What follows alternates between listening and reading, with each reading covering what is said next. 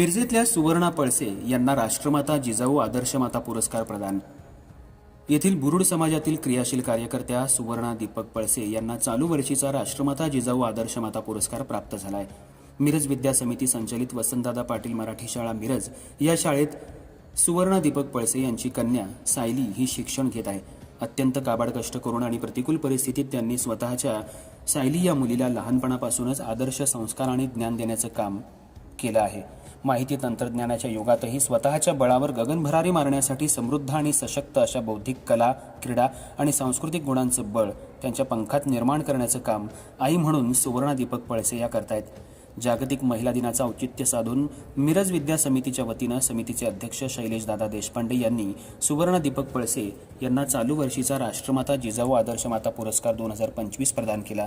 समितीच्या वतीनं त्यांना मानपत्र आणि शाल श्रीफळ पुष्पगुच्छ देऊन यथोचित सत्कार करण्यात आला। सुवर्णा दीपक पळसे यांना राष्ट्रमाता जिजाऊ आदर्श माता पुरस्कार मिळाल्याबद्दल मिरज शहरातून तसंच बुरुड समाजातून खाजा वसाहतमधून त्यांचं अभिनंदन केलं जात आहे। अर्थराज्य न्यूज मराठीसाठी सूर्यकांत कुकडे।